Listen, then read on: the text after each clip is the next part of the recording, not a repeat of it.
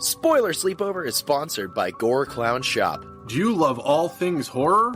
Books? Movies? Podcasts? Of course you do. Well, come on down to goreclown.com. Original artwork by an indie horror fan for indie horror fans. Use code SLEEPOVER at checkout to save 15% on your whole purchase. Oh, and did we mention? Gore Clown is the only place to get official Spoiler Sleepover merch. So don't forget to use Sleepover to save 15%. Stay indie, suckers!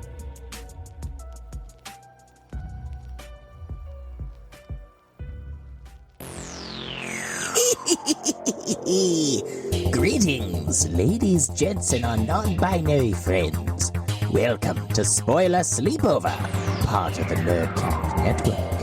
Join your hosts, Jason, Michael, and Rob, as they bring you on a slash-tastic adventure through cinema. Now, enjoy the show. It will be a real scream of a time.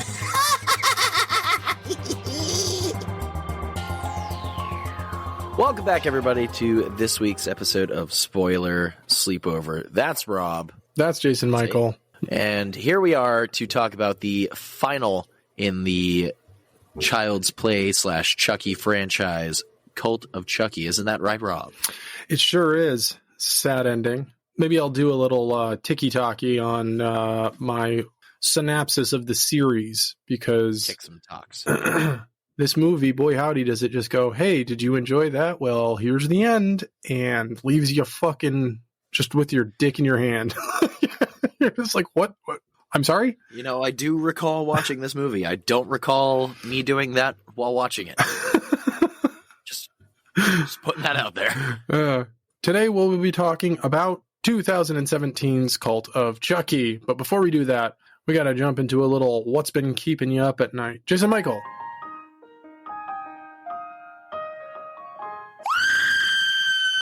What's been keeping you up at night? Well, I know I've talked about it. I don't remember how long ago I did. I think it might have been actually early stages of season 2. Talking about the new season of From. Season 3 is out. I don't know if it's all out. I've been just trying to watch it for like weeks, and I just kept forgetting about it and forgetting to take a free 7-day trial to MGM Plus. I'm just binging through all the episodes now. So far, it's been relatively tame. There has been some upsetting stuff that has happened. There's also been brief moments of Jesus Christ, what the fuck? But also, I feel like there's just been a lot more questions than answers so far in this season. Oh yeah, but that is that show. That's good stuff. What about you? So I have completed Trailer Park Boys, but I forgot how the show ended. The actor that plays Mr. Leahy had passed away during the shooting of the last season. I forgot about that. And so the last show ends with, rest in peace to our friend and mentor and father. I ended up bawling my eyes out. But the last season that was televised, because the show is still running, but it's running on their own streaming app. Ricky, if you've never watched the show, he's the dum-dum.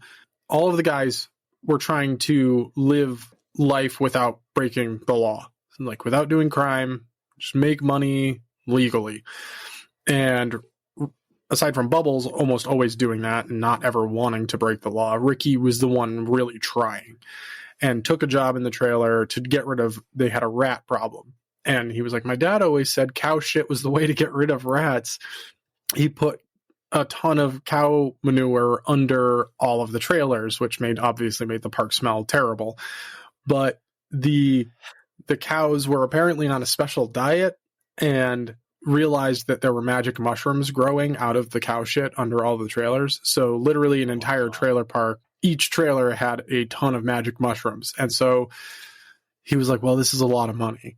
So he tried to sell it and then gets ratted out by the dudes he sold it to. And he had 2 bags with him when the cops found them.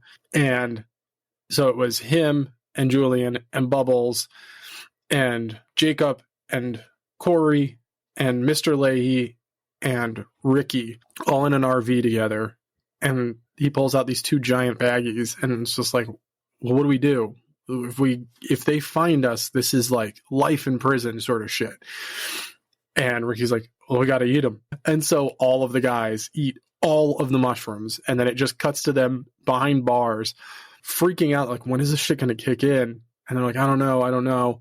And their lawyer shows up telling him that he gets, they're getting released. And then Ricky's off screen and he goes, holy shit, guys, I think it kicked in. And then Bubbles is freaking out. And he's like, what the fuck? Ricky, you look like a cartoon. And then the camera pans over and Ricky's a cartoon. And then he starts walking towards the guys and everyone starts freaking out, like, oh, get the fuck away. And if you look at the ground, like the cartoon is like filling the room and they all turn into cartoons. And they're like, oh my God, we're fucked. We're cartoons. And then it ends with the rest in peace to the actor who passed. And that's how the show ends. But Netflix made an animated series. So I finished the live action one, and now I'm watching Trailer Park Boys, the animated series, which literally picks up where the show ended. So I didn't even know there was an animated series. Yeah, it only lasted 2 seasons, but there was 2 seasons of it? Yeah. Jesus. That's a long fucking trip, dude. Oh, it's funny too because they are high the entire time. But yeah, it's ridiculous. The only other thing that I watched, I did not take my brother's warning. My brother told me not to watch this movie. He said, it is terrible. You will waste an hour and 40 minutes of your life. Don't do it. And I said, okay. And then I finally was just like, you know what? I've got nothing else going on. Fuck it. I'm going to watch it. So I watched M. Night Shyamalan's latest movie, Trap. And it is a word that rhymes with trap. The acting is not good. It's just not good. Not good. It's really bad. And well, if I wind up watching it. Yeah, it's like normal logic, like human logic is just throw it out the window before you watch it. Yeah, it's been on Max for like 2 weeks now. I just kept putting it off because my brother kept going like, don't do it. And I didn't listen to him. Well, that has been what's been keeping us up at night. Let us know what you've been watching. If you've seen Trap, if you've been watching From, if you've watched anything else with a one-word title, or Trailer Park Boys with a multiple-word title and apparently an animated series, definitely let us know. But other than that, I want you to start this off because I feel like mine's going to be a brief conversation. Rob, you have a squiggly earworm coming out. Oh, not again. What have you been listening to? Well, this one's easy because I just got back from New York just a few days ago, seeing a Japanese VK/hardcore band called Jillica. So I had been listening to a lot of Jillica leading up to the concert, but I also saw them live. So my earworm is Jillica. It was a dope concert in a very small venue, but it was really cool to see a VK band in such a small setting because the other VK bands I've seen have always been in like larger venues. So it was interesting to see that really up close. But yeah, it was cool. So yeah, I've been listening to Jillica and it's good stuff. So yeah, Jillica, Jilluka. My brain broke. That was fucking terrifying. Yeah, Jillica. Keeping that whole timing in. Do it. What about you? What's been dangling out of your ear holes? So I finally, and in a lot quicker of a fashion than I thought, went through all of Tyler, the Creator's albums. Fuck yeah. So I wanted to quickly give thoughts / my own little rating. Bottom of the barrel, I think would have to be, for me personally, is Bastard. I wasn't a fan of that one. It's like, I guess, not his debut album, but an EP or something. Yeah, it was an EP. Okay. That would be probably the least favorite. There was just but like you were saying, I think, God, I can't remember what episode, but just like, there was a lot of unnecessary words in there. It was like, ooh, yeah. Okay, this is just starting to feel very one-sided. I can't connect to any of this, and I feel awkward. Okay. Yeah. From there, I'd probably say Cherry Bomb.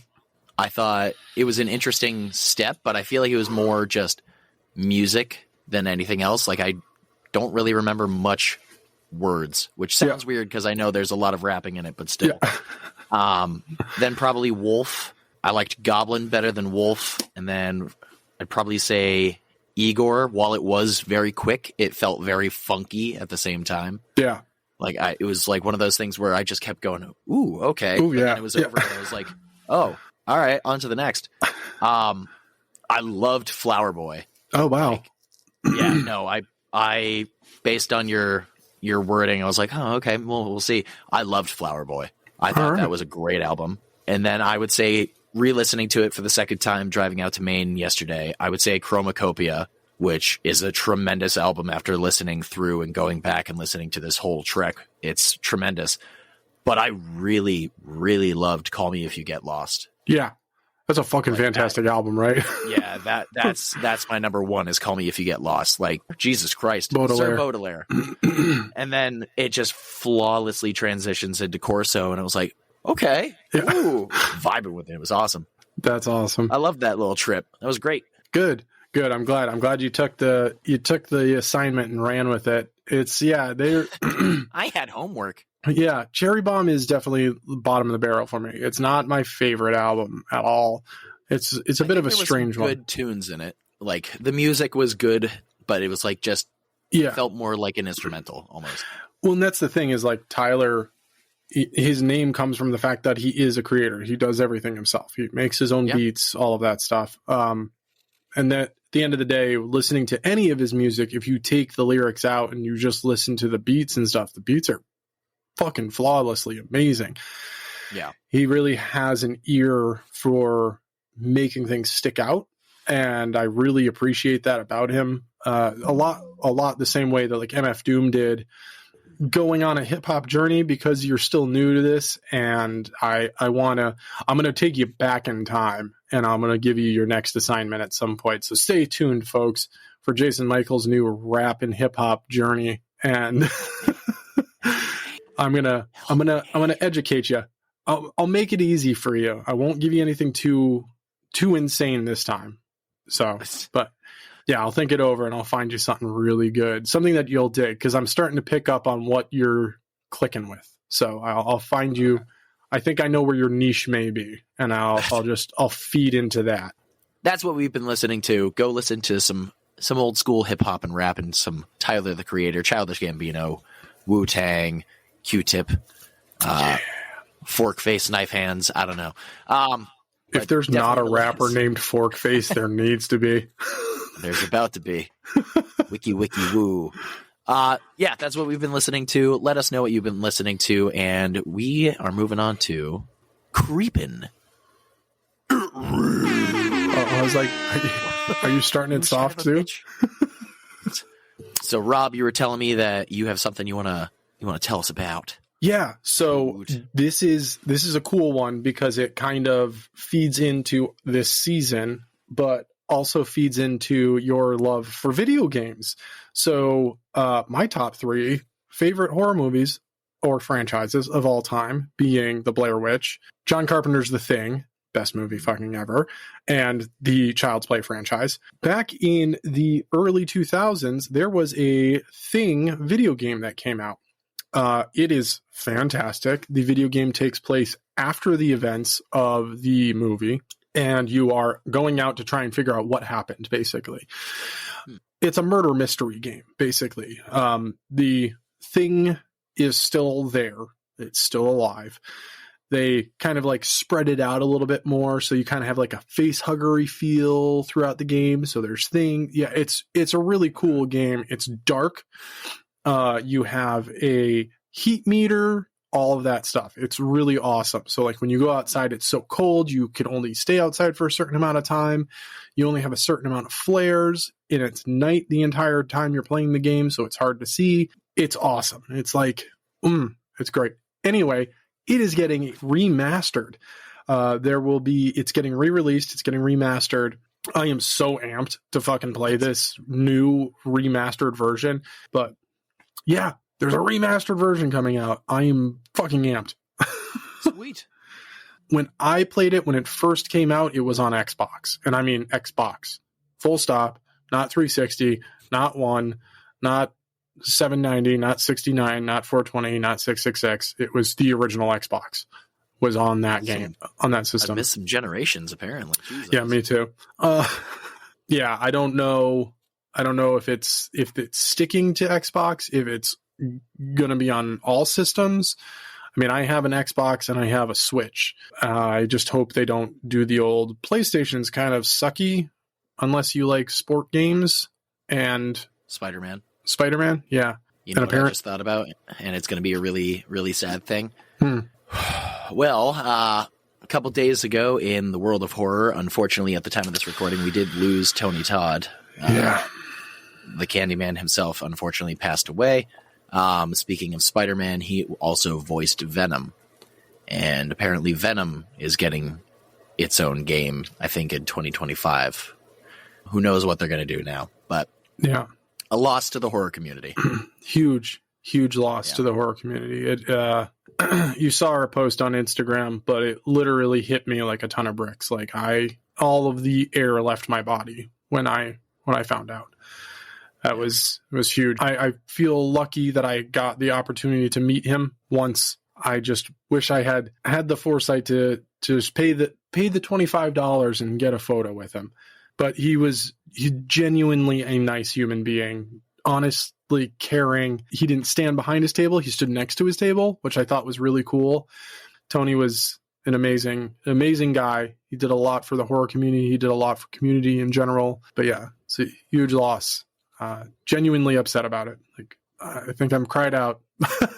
I did a lot of crying by myself, but he will be missed. If you've got the time and you want to, go rewatch Candyman and or do my favorite, go watch Hatchet. Man, he kicks ass as the Reverend Zombie in Hatchet. I love his role in Hatchet. But rest in peace, Tony.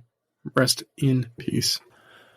And with that being said, that moves us on. I know you just talked a lot, but Rob, it's time to talk about the final movie in the Child's Play franchise, Cult of Chucky. On to the final movie, 2017's Cult of Chucky. And I say movie that way because if you don't know, either you haven't been listening to the podcast or you've been living under a rock. There's a TV series, 3 rockin' seasons. Unfortunately, the show was fucking canceled unceremoniously, and it's kind of bullshit. I'm not pleased. None of the fans are pleased. There is a petition that's gone around to make Sci-Fi or convince Sci-Fi to make a 4th season. Don Mancini had written a 4th season, planning the 4th season to actually be the last season. But he said he has plans to make it work. So maybe season 4 will be 2 movies before he sends Chucky to space, because he is sending Chucky to space. As you do. We open up in this outside of a city with this giant building at night with a nice cloudy sky and a conversation between a male and a female. We're not entirely sure who they are. And if you are unaware, once we see the inside, who the gentleman at the table is, it's fucking Andy, dude. Andy is an adult on a date with a woman named Rachel. And the date doesn't seem to be going all that great. Rachel! I prefer Martha too? Yeah.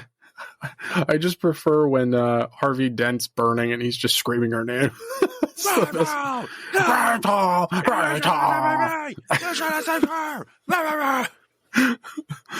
So Aaron Eckhart was a great Two-Face. Not as comedic as Tommy Lee Jones, but he was still a great Two-Face. There's no comedy in Two-Face. Tommy Lee Jones sucked. That movie sucks. The Riddler sucked. Like that. Fuck it. No. We're not going into it. No.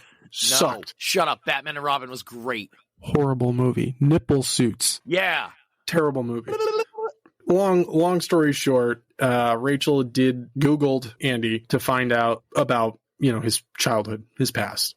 He explains that he was a child and tries to play it off. Rachel says she can't handle. They also start the conversation. Andy is talking about guns and that he has multiple. She's apparently opposed to guns. So anywho, she fucks off and Andy chugs his wine. We get a cut to a car pulling up outside of a cabin in the middle of the winter. It is Andy's cabin. Cracks himself a good old boy beer and has a drinky poo. Goes over and pulls down. There is a framed sweatshirt from Kent Academy. So call back to Number 3. Number 3. It's number 3, my lord. And he takes the frame down, and there's a safe behind it. He opens the safe, and what is in there? Chucky's head. It's half blown away on a platform with a stake stuck up in the neck hole, bunch of nails sticking out of his head. He's gagged and chained to the thing. During the dinner, got a quick flashback to nothing that we've seen before, of Andy pointing a shotgun off screen, cocking it, and hearing Chucky's voice scream no, and then he fires the gun. Well, it turns out that this is why.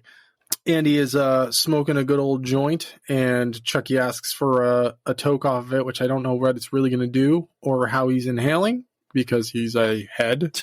He's also just a talking doll possessed by a voodoo curse. But again, threw logic out the fucking window with these movies after the first one, buddy. We've gone through this now 6 times, and about to be the 7th. The longer he possesses the body, the more that body becomes human. I'm 100% there with you as well. Like, how is he a bloody head? That's how it functions.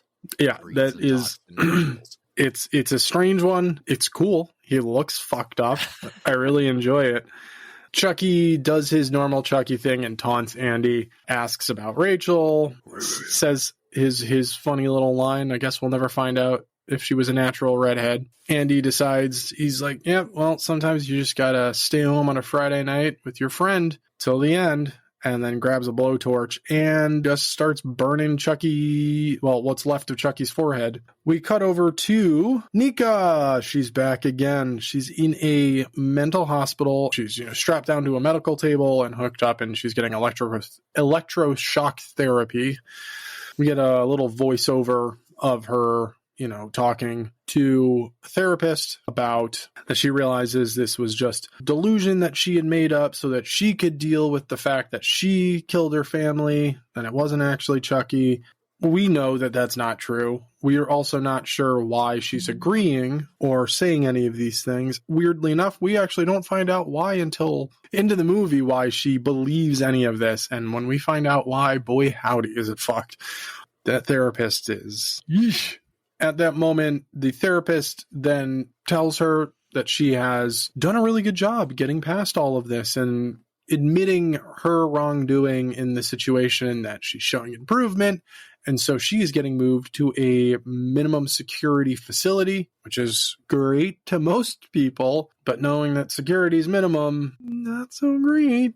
We cut over to the new facility. Nika is in her brand new room. An orderly walks in, introduces himself, gets to know Nika a little bit, finding out that the wheelchair situation is from birth. He then tells her that his husband has MS, and they have a little moment of like, aw, we have something that we can relate with, I guess. And then he leaves a pack of gum for her on the table. We then cut to Nika in the public area. Nika runs into a slightly crazy woman, Angela, who believes that she's a ghost, which I think is hilarious because, at least for me on my first watch, I was like, Nika's fucking lost her goddamn mind. Like, she's seeing ghosts now? No, the lady is just nuts. We get a very pointless jump scare.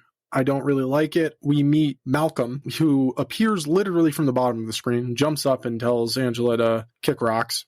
Malcolm and Nika kind of have a quick little chat. He asks where she got the gum. He says from the orderly.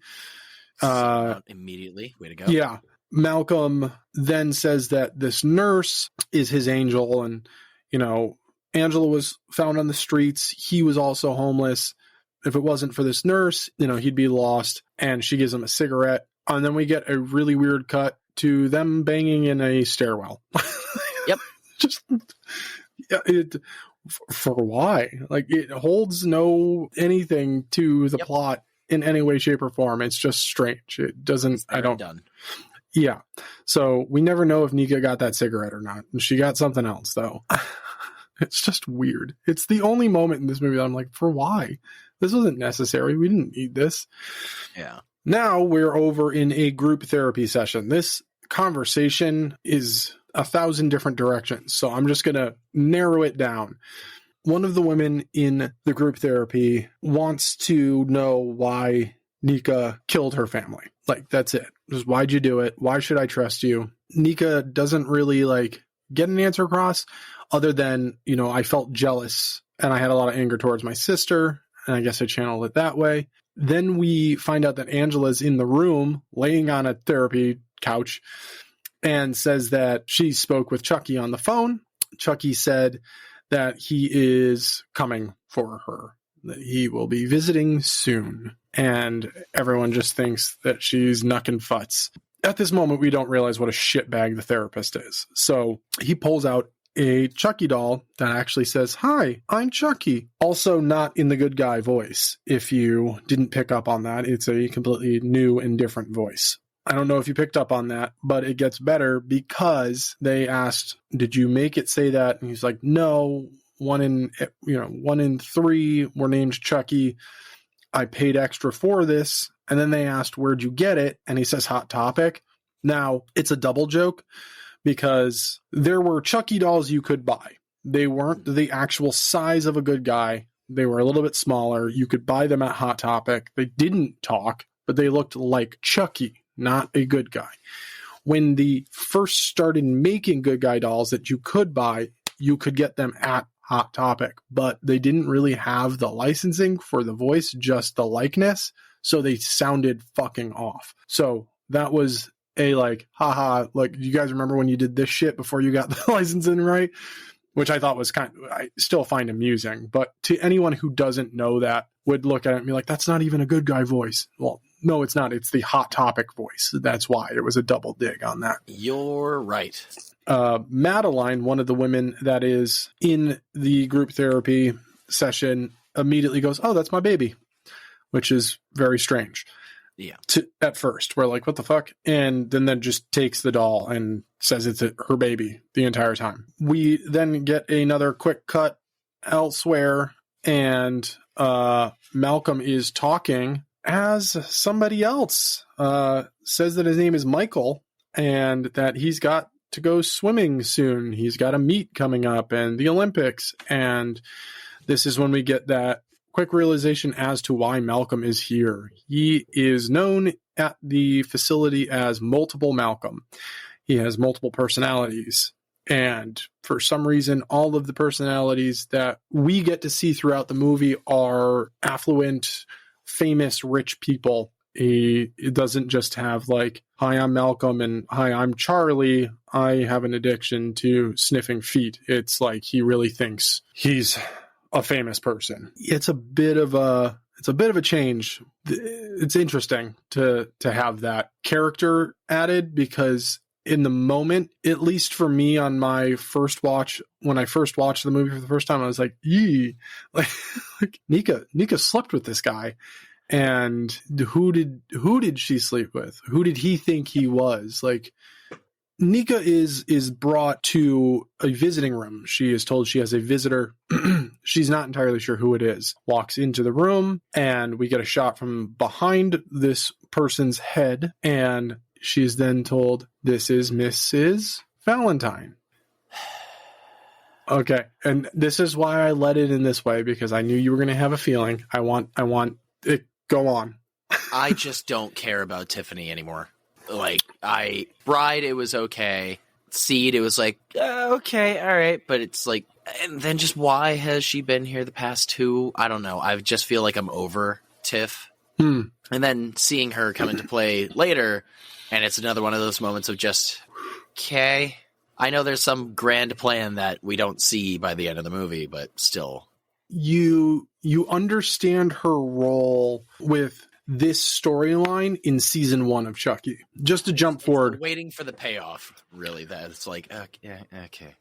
Literally, yeah. And it was kind of Don's plan because he felt his own separation. Like 1, 2, and 3, perfect. They flow really well. They do really well as a trilogy of films. When we hit Bride and Seed, they seem very together, but very separate and very wildly different from 1 through 3. With Curse and Cult, if you were to be just told what happens in Bride and Seed, and only watched 1, 2, and 3, and then jump into Curse and Cult, they flow better with style and emotion and feeling, because the stylization and like delivery of Bride and Seed are so comedic and like kind of cartoonish in a sense. These ones flow better. The story continues. Yes, there's a large. So if you just don't watch Bride and Seed, but you just hear about it,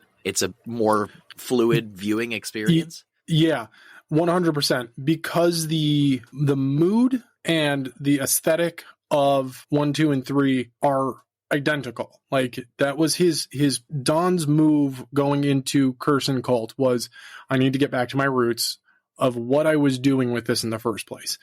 The comedy works, but it doesn't need to be the forefront of the movie. The darkness of the original trilogy translates the same into Curse and Cult. Huh. There's part of me that doesn't like that.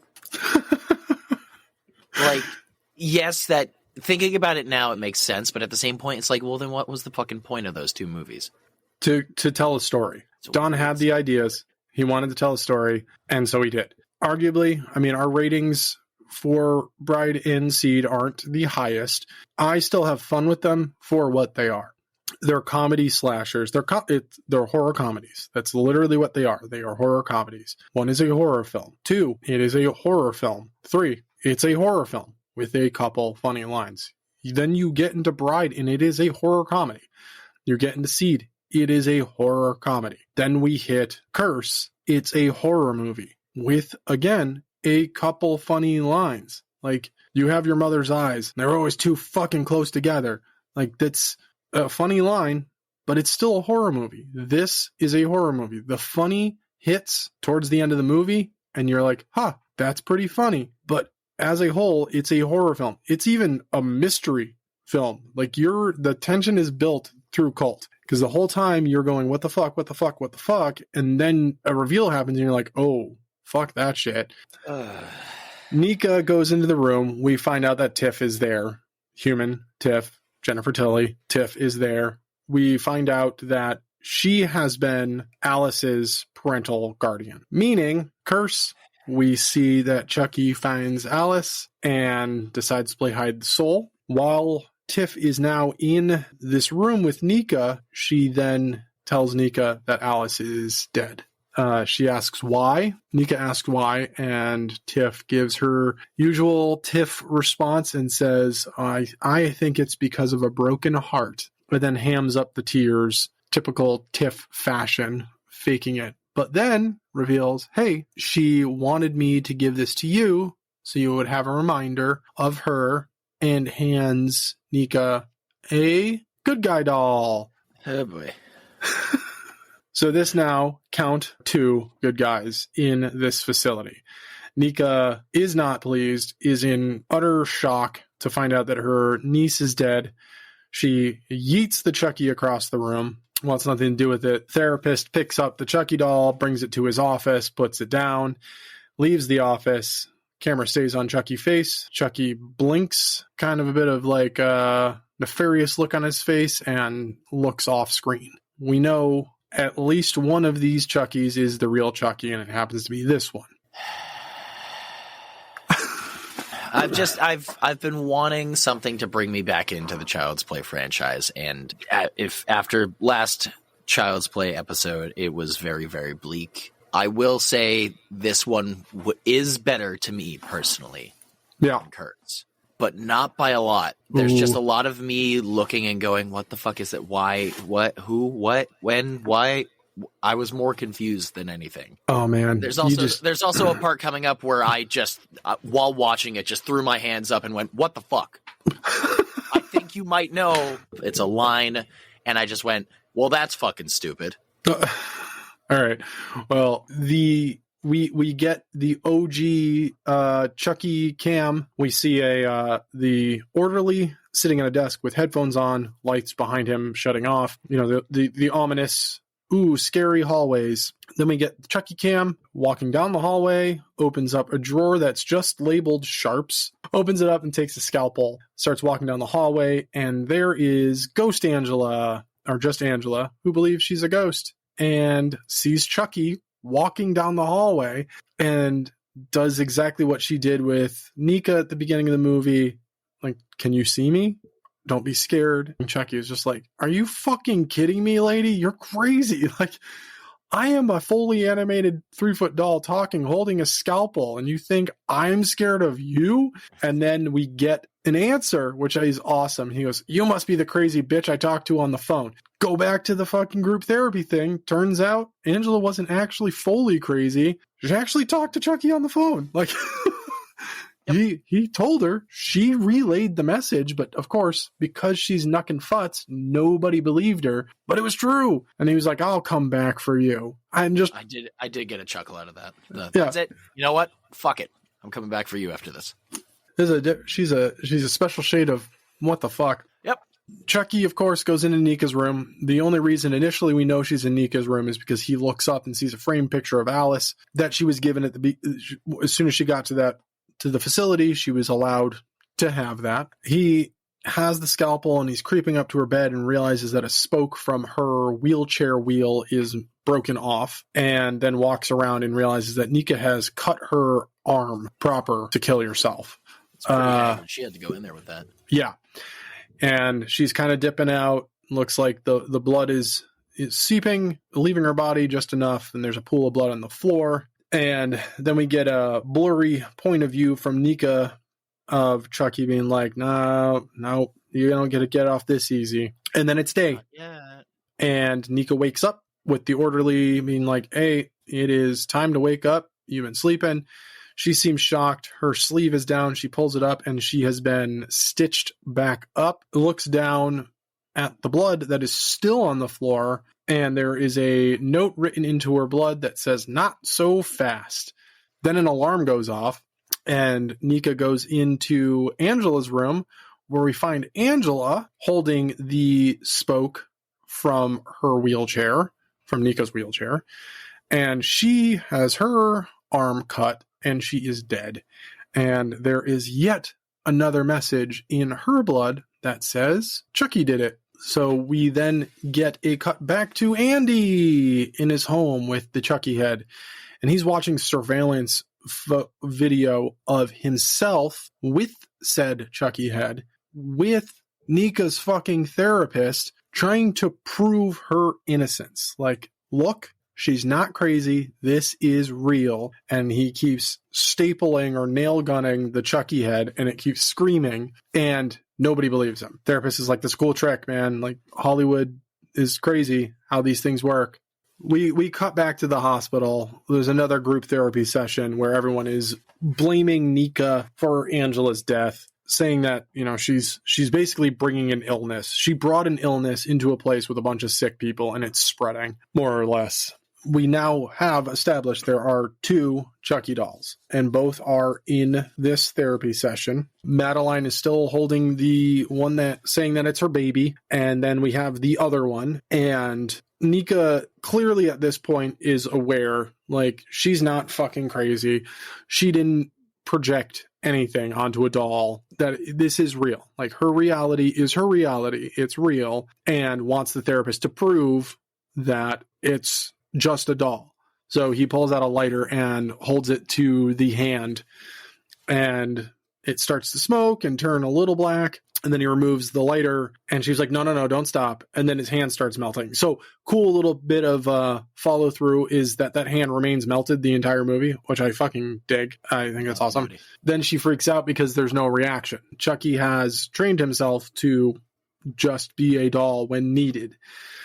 Nika immediately goes to, well, they swapped each other out. That's Madeline's is the real one. And Madeline ski fucking daddles out of the room with her baby because she doesn't want anything happening to it. The next events that happen all happen very quickly in a cut between different people. So I'm just going to go through it the way it is in the movie, but I'm going to go through it quickly. So Nika and Multiple Malcolm go after Madeline to see what Nika thinks happened, being the switch. They go out into the public area. Madeline is going outside with the Chucky doll, tries to go after, but there are stairs, so Nika obviously can't go out there. So she asks Malcolm to go. Malcolm's no longer Malcolm. Malcolm is now Zuckerberg. and does an amazing Jesse Eisenberg impression. Honestly, it's really good. He's just talking like Jesse Eisenberg. It cracked me up the first time and still this time. But he's told that he can't go outside because his outside privileges were revoked because he hacked into a computer, blah, blah, blah. He's like, surprisingly, it was easy. Blah, blah, blah. So Nika decides to distract the nurse so that he can sneak out anyway. We then cut to Claire, and Claire has been this kind of like curmudgeon, not the nicest person. She's been the one that's really like harping on Nika since she got there. She was the one questioning why she killed her family. She also, turns out she set her fucking house on fire. Like, she's a pyromaniac. She likes fire. I mean, fire is great, but like setting your house on fire. Yeah. Fire. Fire. Well, she's had enough of the bullshit. So she grabs Melted Hand Chucky and is like, I'm throwing this fucking bitch out, and goes to a garbage chute and is carrying him, goes to open it, and then we hear a bite, and she screams and then pulls her sleeve up, and she's been bitten. Fucking just hard, at that dude. moment, the orderly and the therapist show up and like, what have you done to yourself? She was like, now she believes, which is, that's the more prevalent moment in the movie, is like, she's like, holy fuck, this is not just the delusions of a crazy person. Like, this thing's actually alive. Well, they drag her off and strap her to a table and sedate her.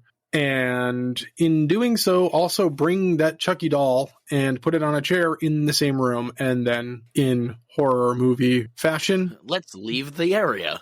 Yupperdoodles. I will say there are really cool creative kills in this movie. Oh, yeah.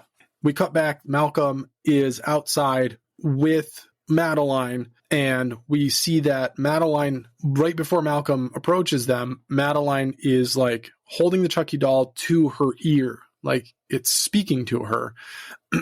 And then there's an open grave outside due to Angela's death. They are burying her there. She was an unhoused person who doesn't have any family to be known of, so they're burying her there. And Madeline then throws the Chucky doll into the grave. Malcolm shows up, talks to Madeline. Madeline then pushes Malcolm into the grave, along with that Chucky. So then we see the Chucky doll coming out of the grave. An orderly and the therapist are outside, and Madeline grabs the Chucky, and then Malcolm then gets lifted out of the grave and looks up at Nika and has kind of his evil smile. I should also rewind, because once Malcolm's outside, Nika is looking outside at Madeline holding the Chucky and like hugging him before she throws him into the grave. And the Chucky doll looks up with an evil smile and flips off Nika. Absolutely love that moment, because it's just like, oh man, like no chill, just going for it. So we cut back inside to the room that Claire is in, and Chucky's alive. So now for us as the viewers, we now realize there are 2 living Chuckies inside this facility. So I was definitely right of there's multiple Chuckies. You were 100% right. Yep. There was something I said at the beginning of the curse episode that I never did bring up in the episode itself. I was like, oh, there's a reason why one of these Chuckies looks the way it does. It was modeled to look like Charles Lee Ray. It was modeled to look like Brad Dourif. So if you go back and look at it, the facial features, yes, it's a Chucky head shape, all of that, but certain facial features are closer to Brad Dourif's face. So you can see who like the original, if you will, the original Chucky is, the official Chucky is. It's kind of cool. It was like a little... So is that the original Chucky then? The one in Curse? No, because he's full of stuffing and he's not bleeding. Are you sure?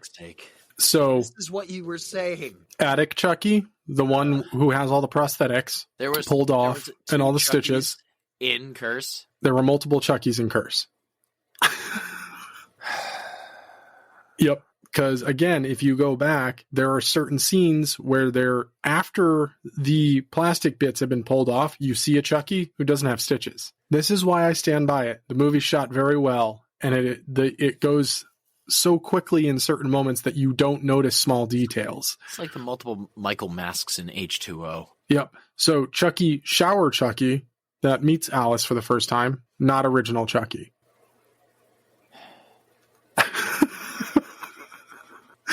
continue. That's why you look so strange. You're like, this one looks fucking weird. Oh, You're like, yeah. We are led to also believe that in this movie, in Cult, the head that Andy has, that is the original Chucky.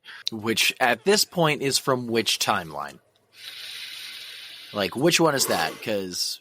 That is going to be Seed. So, Bride and Seed, one Chucky. Gigi dismembers OG Chucky. But that doesn't... Yeah. That doesn't mean that Chucky's dead. So did either. Andy send a random kid an arm? So, watch the show. God.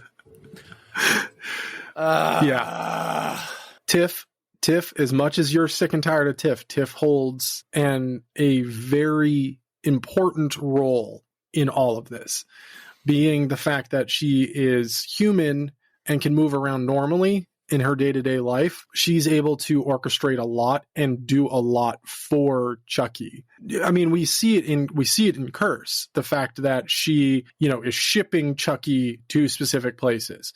The end of Curse, we know now where she was sending him. She was sending him. How many Chuckies are there in the show? Fuck off. Check your phone.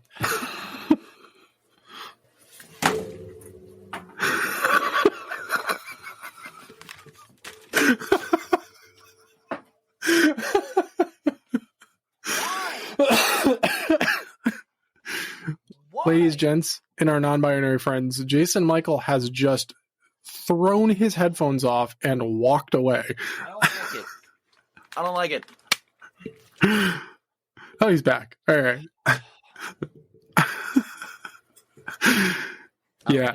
That is a little bit of factoid that I forgot to mention in the Curse episode. We are in the room with Claire. We see that Chucky's alive, now knowing there are a total of 3, 2 walking, 1 head. Claire is sedated, so she can't really move, react very much. She cries.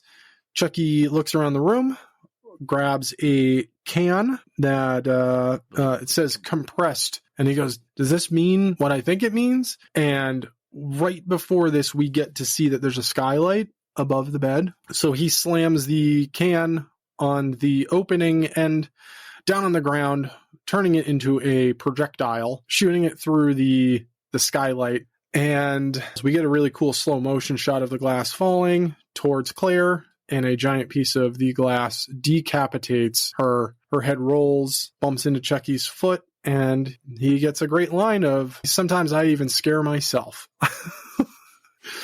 The best part is the cutback to her decapitated body on the table, just spurting a geyser of blood out of the neck hole. Yeah. It's nice. We cut back to Andy, and Andy, again, is noticing all of these claims happening, and it becomes very clear when Decapitation Chucky, just the head Chucky, reveals that he's not the only one. He's not just held in one body anymore. So Andy now knows there's at least one other vessel housing Charles Lee Ray, and that it is at the facility that Nika is at. And besides that, he needs to help her. He needs to save Nika. And we get this very interesting moment where he opens up a door and pulls out, as I've labeled him, fucked up hair Chucky. It's another good guy doll with a jacked up haircut. Mm-hmm. It is bad, but it stands out, and for good reason, which we don't find out until the very end of the movie, why he has such a jacked up haircut. Which is pretty cool too. Oh, it's fucking awesome. So Nika now also comes to the realization that she's like, I'm pretty sure both of these fucking dolls are alive. Hey, guess what? You're right. They are very much so alive. She is admitting all of this to her therapist in his office, and he is, again, he's fucking gaslighting the shit out of her. Says that maybe hypnotizing her will help because it's helped so far. Hypnotherapy's helped her so far to realize, her wrongdoing, that there is no Chucky killing, that she was the one who did it. And weirdly, he sedates her, which you don't sedate somebody when you hypnotize them, but he does. Red flag central. Then has her staring into a blinking light, starts hypnotizing her. This is when we find out that he, sure enough, has just kind of been brainwashing her, and not just brainwashing her, he has been taking advantage of her. Yep. In inappropriate ways. Yep. I'll just put it that way. While he's talking with her, she is kind of looking past and smiles for a quick second. And he's like, why are you smiling? She just goes, Chucky's behind you. And then he leans in and kisses her, unwanted. And then a bottle of whiskey gets smashed over the therapist's head. Sure enough, Chucky was behind him the whole time. And Chucky has this amazing line. And he's like, and I thought I was sick. This guy is diabolical. It's fucking horrid. And we also, at this moment, kind of get a hint that Chucky is trying to bring Nika into, like, his world by handing her a piece of the broken bottle. I mean, like, do it. Like, kill him. Join us. And she doesn't. Even hypnotized, she won't. So let me just pause here for a second, because you were like, why her? Did you not pick up when he did this? Spoiler for the spoiler before this happens a second fucking time. When he handed her broken bottle pieces twice, being like, do it. Did it not click? Like, no, not really. Because he's done this before with Gigi. Think to Seed, trying to get his offspring to join him, to kill with him. I don't know. I don't know. I don't know. I love Don Mancini's brain. He goes, I have an idea. Let me expand upon it and just keep building this universe. I don't even know what to do anymore. I wish I knew how to take screenshots. Like, just taking a screenshot of me smiling ear to ear and you just disassociating super fucking hard. I don't even know what to think anymore about this franchise. Well, Nika has been drugged. She is now in a nightmare realm. She hears a girl's voice calling her name. We then see now the older version of Alice, who is, I believe, 13 years old now, or 12 years old, or something like that. It's been quite a few years, and is just beckoning her to come back. Now we hear a big stomping noises. We see this really interesting shadow of what looks to be a giant Chucky holding a knife. And then, I don't know why, this wide angle extreme cut to this giant Chucky standing over Nika holding a knife. But he's like, I don't know how to describe it. Comped. He's badly comped, but he's like wiggling waves almost. Like he's like glitching in and out of the nightmare. And he's got this really interesting stance and like face. Like it doesn't look fully like Chucky. I don't know. It's just effect in the Blade though, where it's Brad Dourif's face. Thank you. I'm glad you noticed that. I wrote that here because I was like, I hope he noticed that Brad Dourif's eyes were in the Blade. It's kind of another one of those things. Is like, oh, huh? How, you know? There's a piece existing within her head. There's a piece of Charles Lee Ray that is there. So Nika, Madeline, and Malcolm are all now sitting around a table after Nika's terrible nightmare, discussing that just the events that have been unfolding. At that moment, Multiple Malcolm reveals that he is Charles. Mm-hmm. But is he? Knew it. But is he? I got a pretty good feeling because in a few moments we get some exposition, which is where it's going to be like, what the fuck? Yeah. So, oh boy, I can't wait. Oh, okay. So then Madeline runs away with the doll and goes into her room. We watch the long hallway down. We get, Nika watching very closely. And we witness that Madeline is breastfeeding Chucky. Mm-hmm. Real weird. Not great. We get a cut to Andy driving, gets a call on his phone while he's driving through a snowstorm from Jason Michael's favorite character in this entire franchise, Tiffany. Barb. Oh. Barb. I'm back from the dead. I have an eye patch on now. Arg, me mateys. Shooter. Yeah. And Tiffany says that, she's got a message for him from Chucky, and she's like, it's only one word, disemboweled.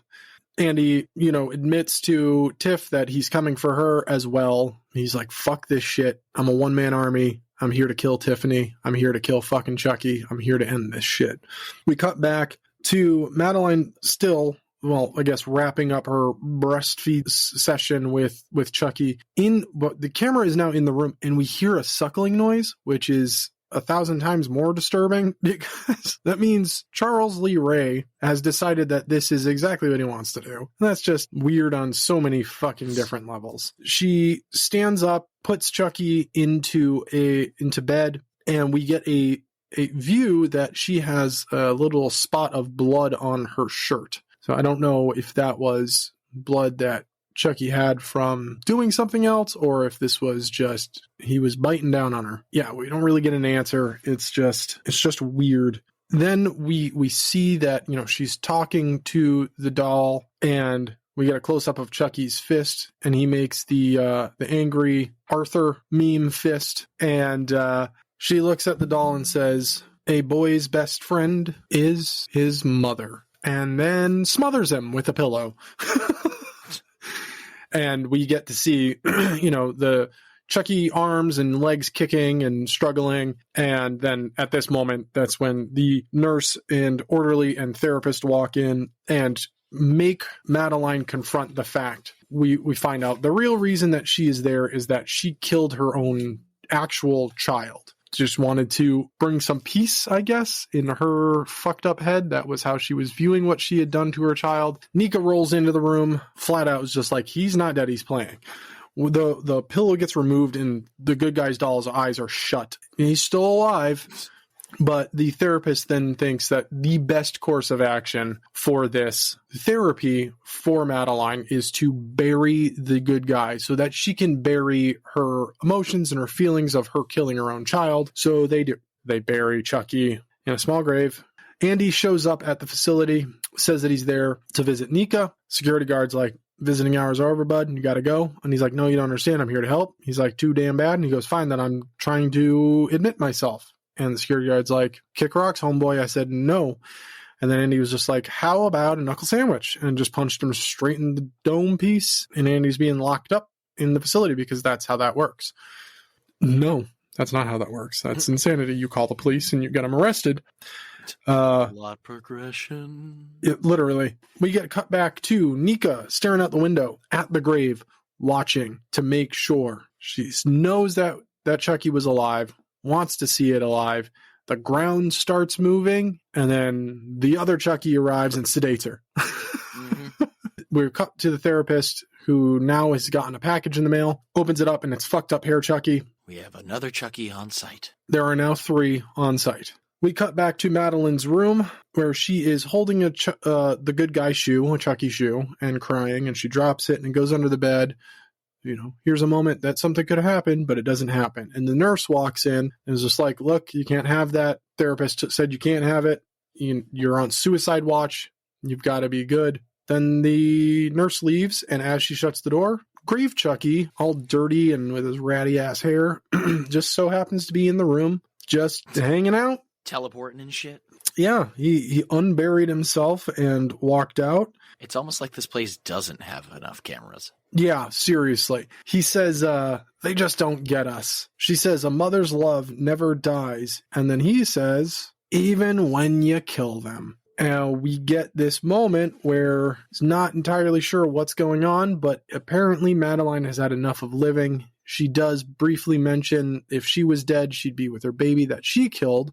She asks if it's going to hurt. We're not entirely sure what's going on. And he says, "I'm going to try," and starts very slowly, sensually, and weirdly putting his hand into her mouth, which is just odd. Then we get a quick cut to the nurse at a desk. Then we cut back, and he just jams his whole entire arm down her throat. Okay. Yeah. I mean, it's a decent kill, but it's like, why did it have to be just so slow and weird and I'm not entirely sure. I mean, the multiple times I've seen this movie, I search for maybe there's symbolism in the kill. I can't find anything. Yeah, I was gonna say, I'd like to imagine it was probably like, "Hey, why did you make the kill like slow in that way?" Because I wanted to. Yeah. It doesn't, yeah. Well, then he pulls out some random meat. I think it's her tongue. I think it's supposed to be, but it seems rather thin. It just seems like he grabbed like throat meat and just pulled it out, but it very well could be her tongue. Then the nurse, I don't know, has spidey senses and senses something is up and goes into the room. She starts running down the hall. Screams bloody murder, and we see there is a Chucky arm sticking out of Madeline's mouth. She is dead. The Chucky doll is against a wall across the room with one arm. The therapist is now outside of the room where Madeline has been murdered and asks the nurse to, we've got to do this, and she quits. She's like, I can't fucking do this. This is too much. Understandably so. There's multiple fucked up killings all based around, seemingly to her and a few other people there, killings that are done by a doll. Yep. It doesn't make sense. Too. So she quits. The therapist hands off that Chucky doll to the orderly to dispose of, which successfully he does. He throws him down a garbage chute, which was what Claire was trying to do before she got bit. So at least the orderly got it taken care of. One Chucky thrown out. And again, for the millionth time, Chucky being thrown into the trash can. Does that ever work out, Jason Michael? No, it does not. Cut to the therapist going into his office. As he walks in, we see Nika in his office. He asks, "How'd you get in here?" She is in a straitjacket. She cannot wheel herself. And she straight up just says, Chucky did this. He still, again, does not believe her. This is when the real disgustingness of this therapist is revealed.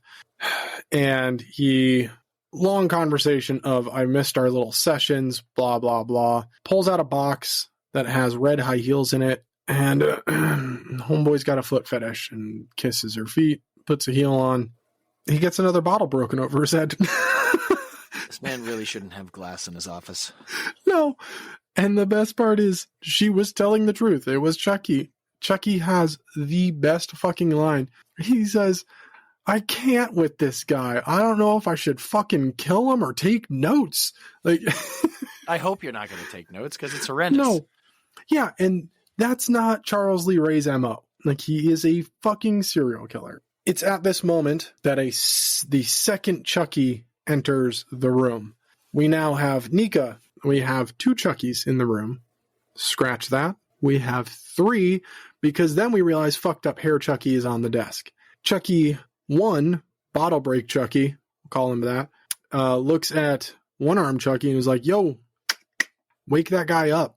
And he goes over and prays to Dembala, and fucked up hair Chucky wakes up and like, hey, welcome to the cult, man. He's like, wow, thanks. So now there's 3 Chuckies alive with Nika.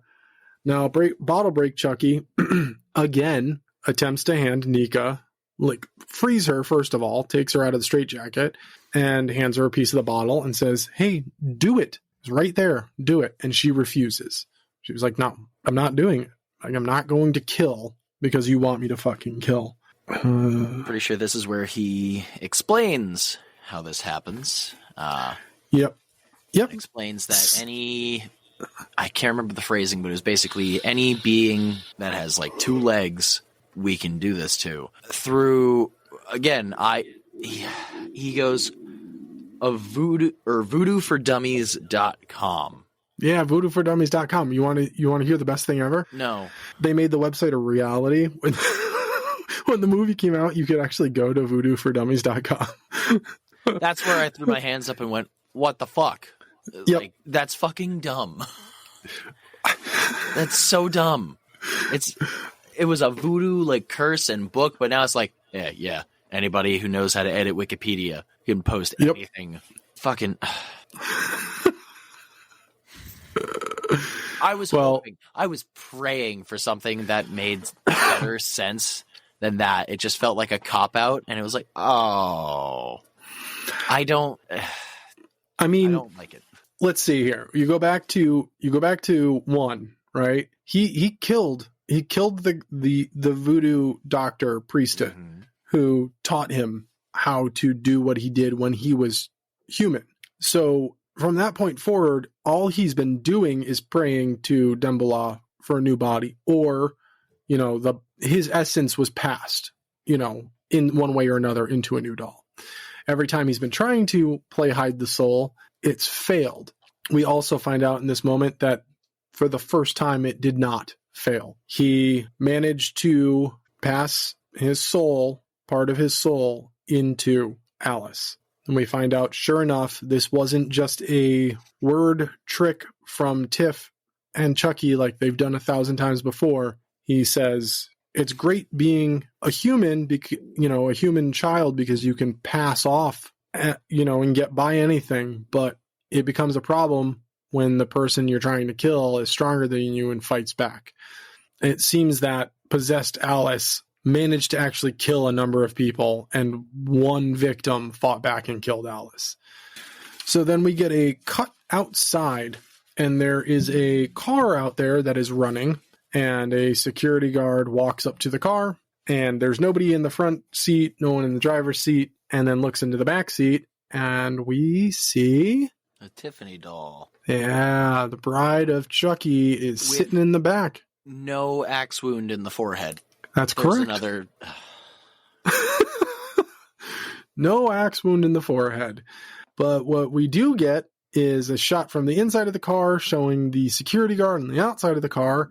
Tiffany pops up from behind and slits his throat, because that is what she's good at. Now comes the big moment where Chucky has finally kind of found what he needs to do. And he's there to complete his plan all along. And he places his hand on Nika's forehead and does the Dembala chant, possessing Nika.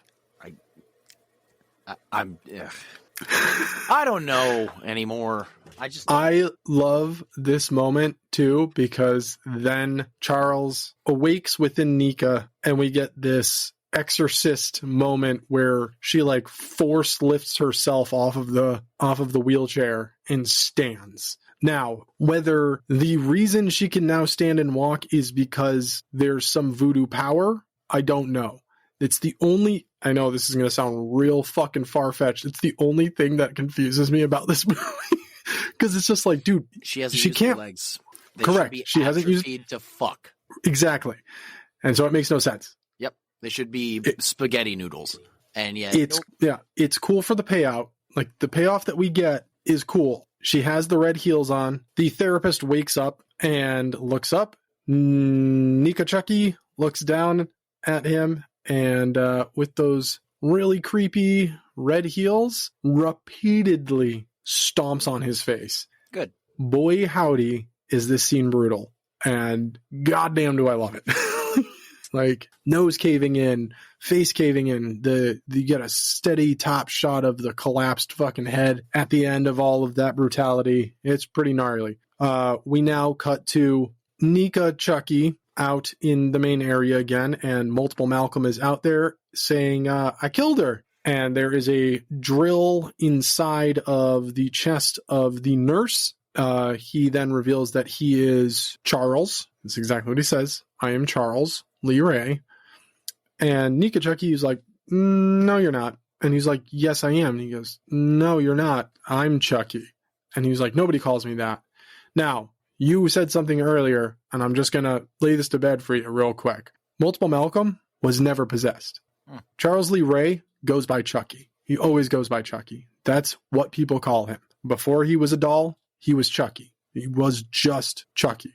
Multiple Malcolm latches on to affluent people and figures that make him feel more powerful, which he says in this scene is, I just want to be somebody who matters. I want to be important. And he then falls to his knees and starts crying. And he's like, I can still hear Chucky in my head. And then at that moment, a drill goes through the back of his head and through his eyeball, which also is really cool. And that Chucky doll who did that says, and it was a nice place to visit. Now, that wasn't a reference to the fact that Multiple Malcolm was possessed. It was a dig at the fact that he just drilled into his head. Multiple Malcolm was not possessed. at any point in time. He just latched on to pretend so that he could feel important.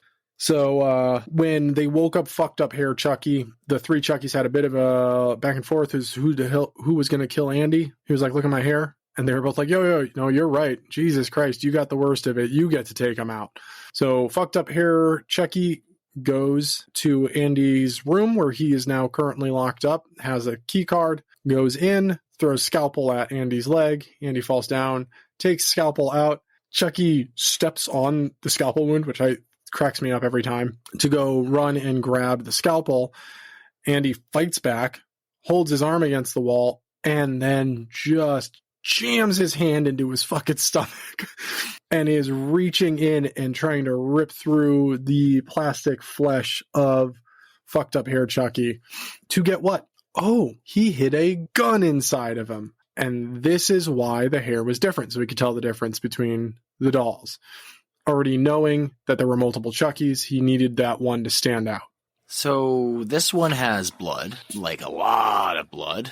Yep. The crazy hair one, no blood. Right. And the one from the house, no blood, all stuffing. Right. What does it pick? Does it choose? Hey, you're going to be more human. Hey, you're not. That is an answer that you get in season 1. Look, I'll give you this much. So that way you're not sitting here going, fuck, now I feel like I have homework to watch this series. I still think you should watch the series because it is a lot of fun. And it's ridiculously gory. It is good. The fact that Charles is split, he can put, the split isn't just like you get 1% and you get 1% and you get 1%. Yes, that is the fact and the truth behind it, but he controls all of it. They all have their own personalities because in turn, they are technically their own self, but they are still Charles. Charles now has control over all of them. So he can easily pass from one doll to another so that his main soul is wherever he wants to be. So if one gets killed, he can skedaddle out of that one into another one. So all he's done is a vessel has been destroyed, not him, if that makes sense. He's a parasite. Is the best way to put it. He's a parasite that can travel. So the little thing I don't know if you noticed, which when Andy has his hand inside and he's pulling out the gun, there's all the guts coming out. There's a split second where you just see plastic. Like there's just white plastic. When the actor was shoving his hand in there to move her to like get everything in, he accidentally like shifted all the guts. Because you were supposed to like go through the guts and like pull the gun out, and it was supposed to be like, oh, guts. But all of the movement and stuff, it shifted everything to the right side of the body, or I guess the left side of the body, right side of the screen, left side of the body. So you can actually see like the plastic inside the stomach for a split second there. It cracks me up every time because I'm like, they were like, one shot's good. We don't need to do this again. Just leave it. Nobody's going to fucking notice. I noticed. But yeah, so he pulls out the gun and stupidly, still don't understand why, unloads 3 shots into the doll's stomach. Stupid. Then finally lands one in the head and then smashes the fucking head. Okay, dude, just shoot him in the head and smash the head. But he doesn't. And then turns around and Nika Chucky's in the doorway and points the gun at Nika Chucky. And Chucky, speaking through Nika, says, if you kill me, you kill her. Andy doesn't fucking hesitate. He just pulls the trigger and he's out of ammo. No more bullets. He's got nothing in there. And Nika shuts him in, says, tag, you're it. And then goes on outside where Tiff is waiting for him. And they kiss and they have a little bit of a moment. And Tiff says she can get used to it, that Charles is now a female. And then they start laughing maniacally as they leave. And then we get this awesome, Tiff reaches up and adjusts the rear view mirror. And we see that the Tiffany doll is also laughing hysterically. Before any of that, we do get a shot from the inside of the facility where literally everybody is dead. And one-armed Chucky casually sits himself down against a wall and goes back into doll form, leaving something behind, which will be answered in season 1. But then they drive off into the snow, and there is the end of Cult of Chucky from 2017. That, folks, was the sound of Jason Michael literally, not even joking, slamming his head against his microphone. That's not a joke. He literally just slammed his head against the microphone. All right. So I did the spoiler. I did a lot of talking, filled in some information, give you some fun factoids. It's now my time to shut the fuck up and let Jason Michael go off. Jason Michael, the floor is yours. I don't... Okay. So, I'm glad we have... I feel bad because me as a person, I value your opinion, Rob. I love the fact that you are so passionate about the things that you love, which, I mean, that's how friends are. That's how they support. Mm-hmm. But God fucking damn it. I don't like having more questions at the end of the movie than I already had going into it. And also the fact of it just I don't even know what I'm angry at anymore. I was hoping there was going to be something to resurrect the franchise for me, and it started promising for me. I don't know why, but it's in my mind not much better. I don't know why this and Curse felt like, yes, if they're supposed to be connected, if you take out Bride and Seed, then it would make more sense congruently, which for some reason pisses me off. Because I don't know. It's a lot of math and my brain wants answers. And it's like, well, what the fuck? Yeah, I feel like there should be some sort of ending, some sort of cap to answer questions instead of just go, all right, cool, we'll answer that one, and that's all the time we have for, folks. But here's a whole list of questions I want you to come up with. And it's like, why? Like, who's inside the Tiffany doll? We won't know until the series. Well, you know already. Who? Jennifer Tilly or Tiffany? Great. It's Tiff. She's able to do the same thing that Chucky is. Fucking voodooForDummies.com. Yep. They had so much time between Curse and now, probably, I don't know how long it's been, but she's been in one facility and then was transferred to a new facility. I'm pretty sure it's been a while because I don't think Alice was 13 when she was in Curse. Yep, she was 7. Exactly. So there's been 6 years. Mm-hmm. All right, cool. You had so much time to go out and do anything else besides voodooForDummies.com. Go back and try and find something else at that guy's place, or like guaranteed. He told Charles Lee Ray a bunch of secrets. Maybe there's more stuff that was hidden away that they could have gone to instead of fucking Ask Jeeves. Jesus Christ.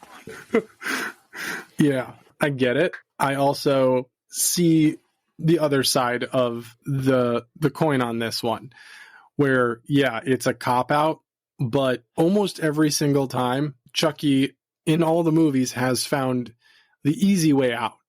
And this is the easiest way to make things as complicated as possible, but to finish the job that he's been trying to fucking finish, which is what was laid out in Curse, is that he's left a lot of open ends, and he's trying to fucking close all of this shit. I get that, but it just sounds so dumb. Yeah, I mean, I can see it from your point of view too. I think it's great. Okay, I'll put it this way. This is why I like this. I like this because if you look at any other horror franchise, we'll go as simple as, let's do the easiest one. Nightmare on Elm Street, right? Mm-hmm. The first movie, we have our final girl, right? Mm-hmm. What answer do we get at the end of the movie? Do we get an answer or do we get a question? We get a question. The bus is Freddy. Is she in a dream? Is she still in a nightmare? Her mom gets ripped through a window. Like, what's what? Do we ever get an answer ever?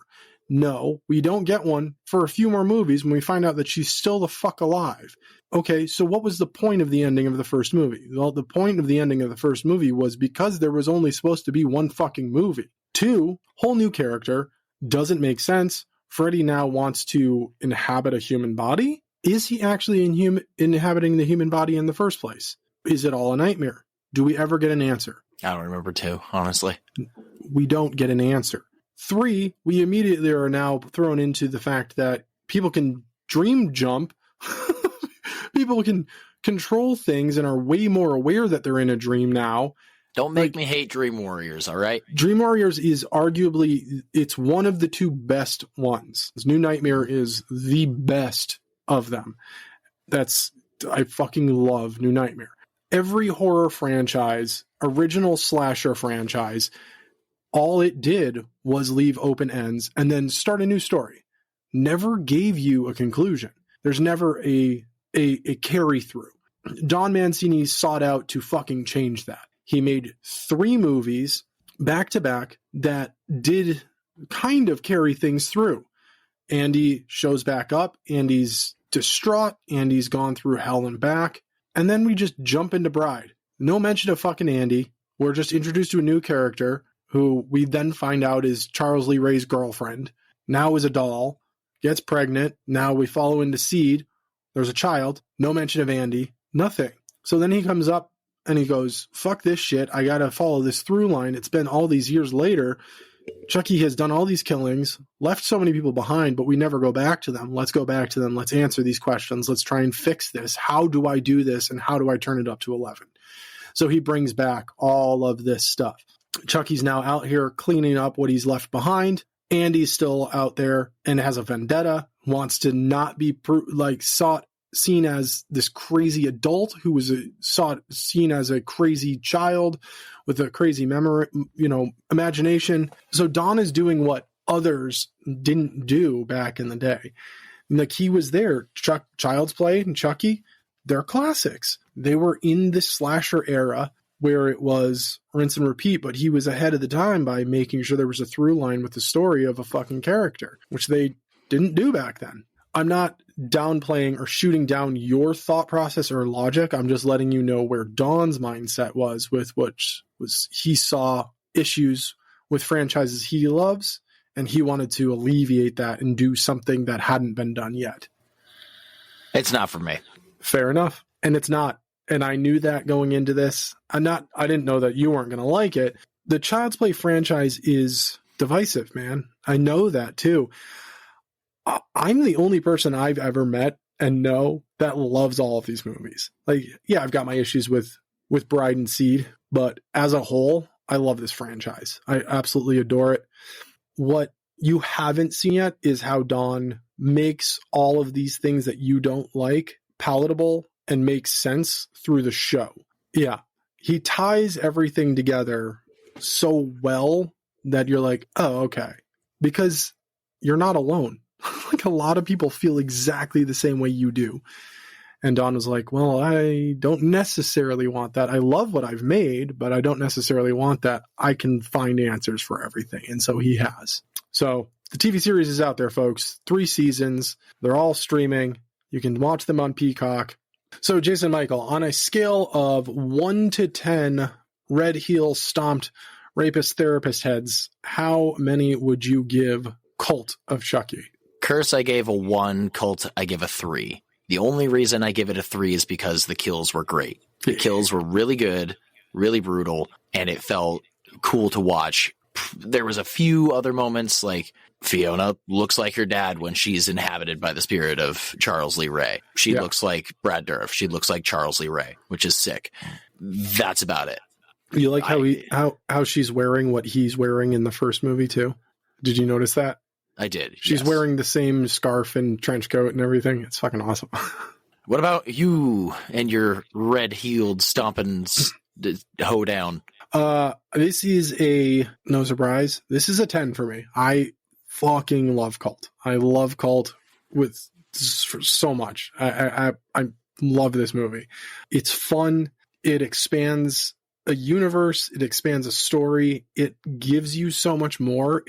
For me, at least, it excites me because, yeah, it's an open-ended ending, but those types of endings with stuff like this gets me amped to be like, oh my God, where are we going? Charles Lee Ray, we know he's managed to pass into one human body that didn't work out because it was a child. Now he's in another one. Where is this going? We know that there's other Chucky dolls that are also powered by him. Tiffany is human and a doll. Like, where are we going? Like, what do you have for me in store? It just excites me. The kills were great. It was disturbing. It was, there were moments of mystery. I just think, to me, this it checked every box that I wanted in a horror movie, minus the one pointless Malcolm jump scare at the beginning of the movie. I just don't like jump scares. I don't think they're necessary. But yeah, it's a 10. So, ladies, gents, and non-binary friends, you have heard the entirety of the Child's Play franchise, spoiled by yours truly. That concludes my top 3. That's it. We have gone through all of my top 3 favorite horror movies of all time. I would love to know everybody's input. Let us know. How did you feel about any of these? How did you specifically feel about Cult? Do you feel the same way Jason Michael does? Do you feel how I feel? Are you in the middle? Are you unsure? Have you never watched it? Are these spoilers the only thing you know about these movies? Let us know. Before we wrap this up, we have to give a Bloody Legend of the week. And this week, I'm giving it to Don Mancini. Got to give it to Don. Don, you are a godfather of weird fucking horror and just carrying a story and building a universe unlike anything I've ever seen. You've made an icon that is both comforting and terrifying to me. I have loved Chucky since I was a kid. I am a man of 39 and still get giddy when I see Chucky stuff in stores, even when it's not Halloween time. I love this. So, Bloody Legend of the Week, Don Mancini. I cannot wait to see what you've got in store for us next. Thank you so much from the bottom of my heart for creating such an iconic character. That was also kind of leads into our thank yous. Jason Michael, do you have anyone you want to thank this week? Well, despite all I've said about my feelings about how this franchise went personally, thank you for finally getting me to watch it, Rob. If you haven't guessed, I'm very finite on my sense of horror, like Universal Monsters, absolutely. Halloween, Friday the 13th, like those slashers, yes. There's still a lot of horror that I have not seen, like anything else of the Child's Play franchise, Hellraiser. I haven't seen all the Texas Chainsaws, but things like that. So it's broadening my horizons. So thank you, Rob.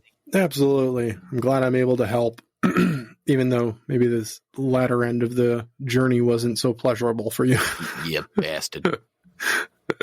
Rob, what about you? Who do you have to thank? Well, I want to thank you for going on the journey and the intensive editing process of us getting closer and closer to the end of season 2, slime season coming to an end shortly here. I appreciate the honesty.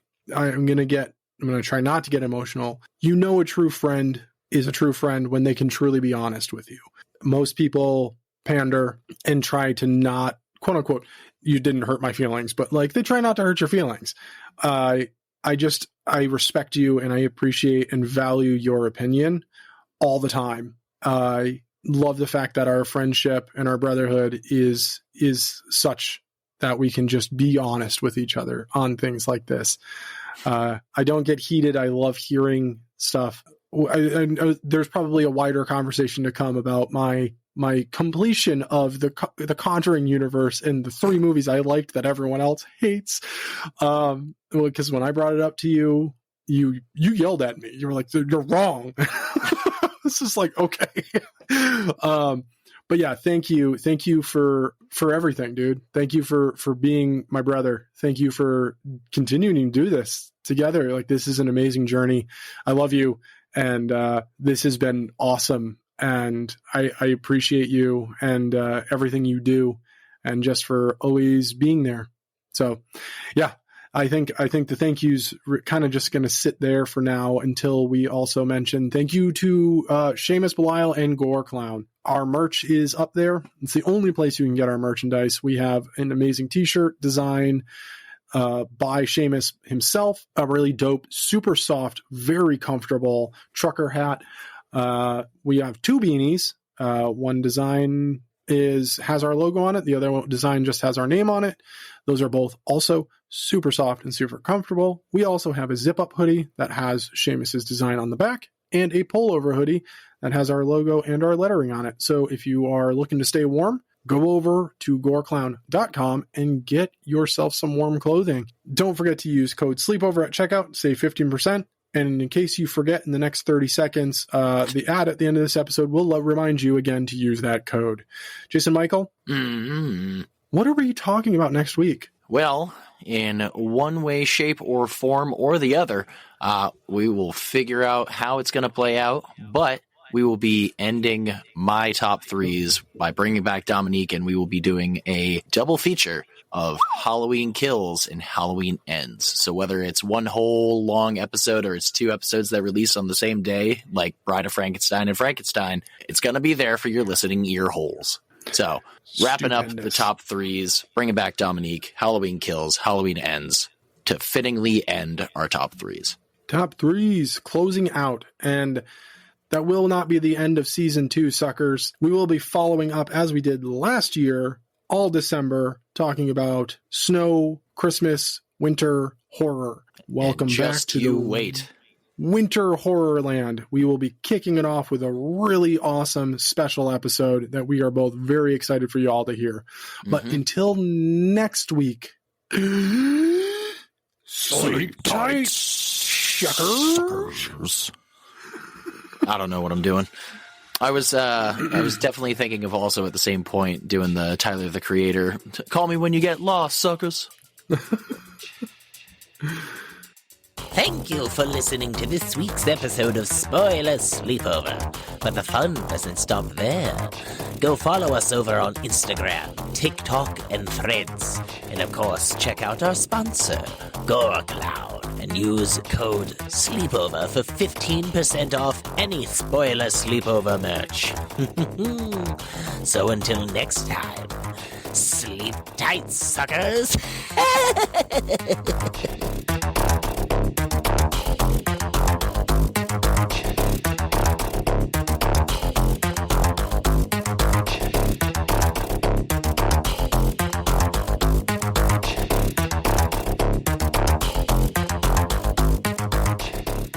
Spoiler Sleepover is sponsored by Gore Clown Shop. Do you love all things horror? Books? Movies? Podcasts? Of course you do. Well, come on down to goreclown.com. Original artwork by an indie horror fan for indie horror fans. Use code SLEEPOVER at checkout to save 15% on your whole purchase. Oh, and did we mention? Gore Clown is the only place to get official Spoiler Sleepover merch. So don't forget to use Sleepover to save 15%. Stay indie, suckers!